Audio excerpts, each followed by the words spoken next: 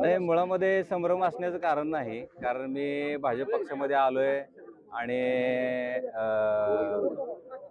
राजनदादा मालकांसोबत आणि पालकमंत्र्यांसोबत चर्चा करूनच मी पक्षप्रवेश घेतला होता आणि कुरुल गटामध्ये आपलं काम आहे आणि जनता माझ्यासोबत आहे आणि आज तुम्ही बघा, अर्ज भरायसाठी माझ्यासोबत 1000 लोक आलेले आहेत.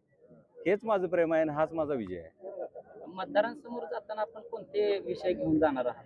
आपण मतदारांसमोर जाताना कुरुल गटामधले जे काही रस्ते, वीज आणि पाणी हे प्रमुख प्रश्न आहेत आणि जे काही घर म्हणजे ह्याचे जे प्रश्न आहेत, काही छोटे छोटे रस्ते आहेत, गटारे आहेत, प्रत्येक ठिकाणी झोपडपट्टीमध्ये कोणाला घरकुलाचे काही विषय आहेत, तर हे विषय पण आम्ही घेणार आहेत. तुम्हाला उमेश पाटील उमेदवारी जाहीर झालेली आहे, त्यांचे अर्ज भरले, आव्हान वाटते?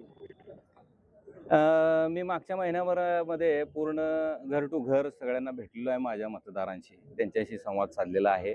त्या भागामध्ये आपला जकरा साखर कारखाना आहे, त्या माध्यमातून आपण 2500 लोकांना त्या भागातल्या मी रोजगार दिला आहे. 10,000 शेतकऱ्यांचा ऊस मी तोडतो.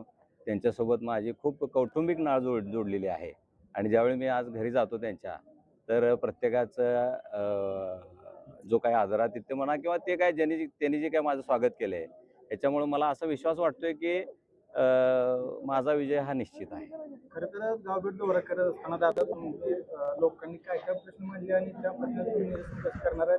आज जो तुमच्या रॅली निघाली, त्या रॅलीला जनतेचा प्रतिसाद पासून काय वाटलं तुम्हाला? जनतेचे प्रश्न मोठे आहेत, प्रामुख्याने प्रश्न आहेत ते रस्त्याचे आहेत आणि आपल्या भागामध्ये जे उजनी कॅनलचं पाणी येतं, त्या पाण्याच्या संदर्भातले काय प्रश्न आहेत.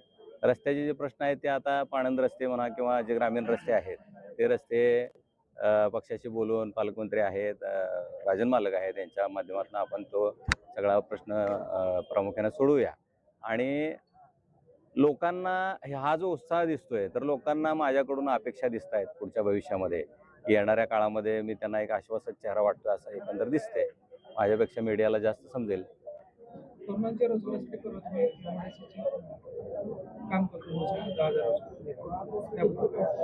निश्चितच माझा तो पुढचा प्लॅन आहेच.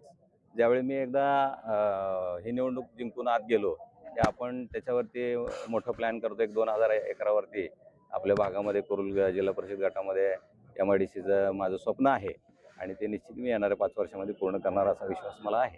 आता या नगरपालिकेमध्ये देखील धनुष्यबाण आहे आणि या ठिकाणी मूळचं राजकारण सध्या वेगळं आहे, तर त्या ठिकाणी लोक कमळाला पसंती देतील?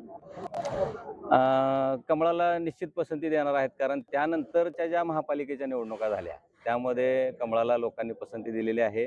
कमळाला लोकांनी विकासासाठी पसंती दिलेली आहे.